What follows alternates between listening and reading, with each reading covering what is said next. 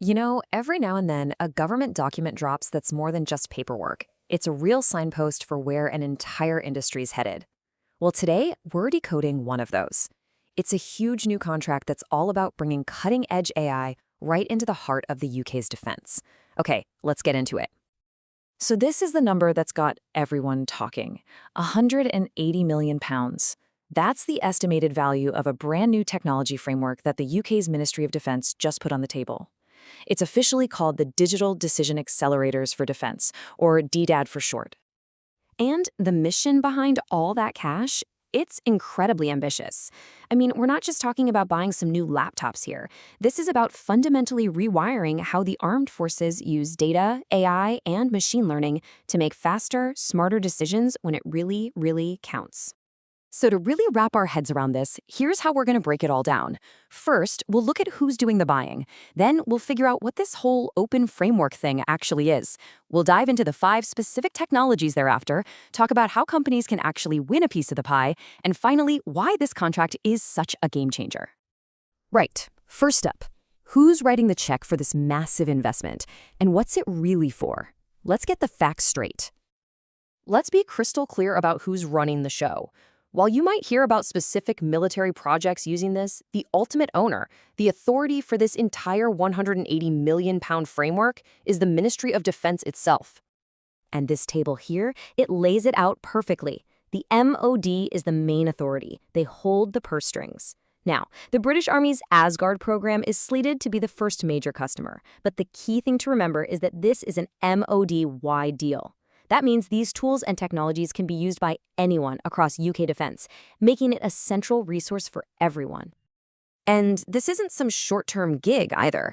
The contract is set to run for a solid 4 years to start, kicking off in late 2025. Plus, there's an option for 2 more one-year extensions, which could take this whole thing all the way to 2031.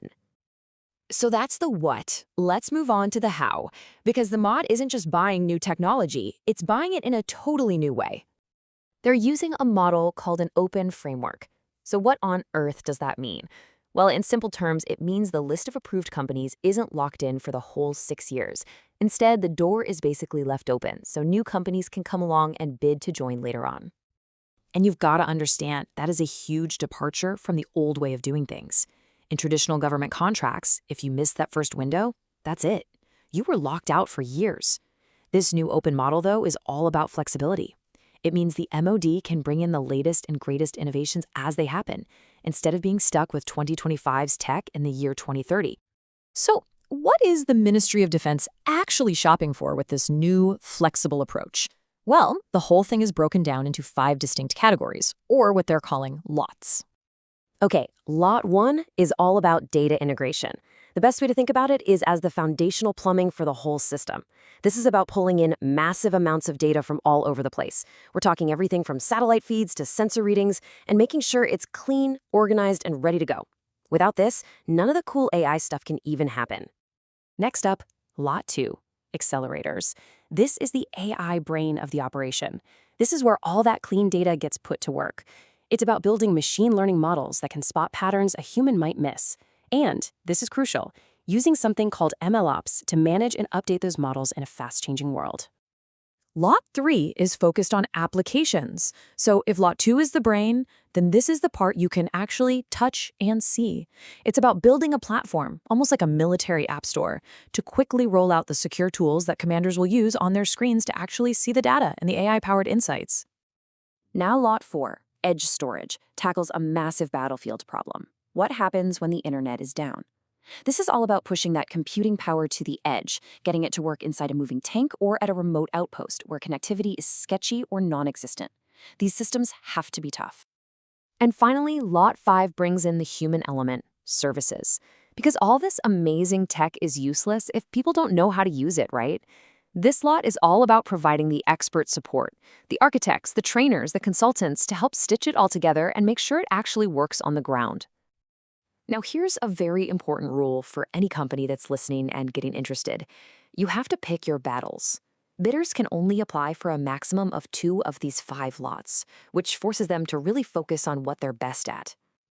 Okay, so let's say you're a tech company, you're looking at this and you're thinking, hey, we can do that. How do you actually get a piece of this $180 million framework? Let's walk through the steps. It's pretty much a four-stage journey.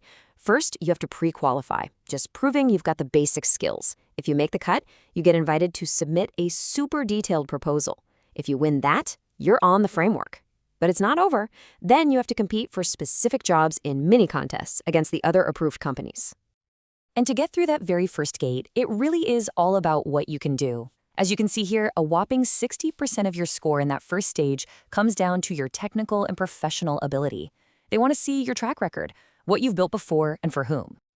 And for any companies that are seriously considering this, get your calendars out right now. The deadline for that first stage is an absolute hard stop, 5 p.m. British summertime on September 8th, 2025. All right, let's zoom out for the finale. Why have we spent all this time digging into just one government contract? Well, because this thing represents a potentially huge shift in how the UK thinks about defense technology.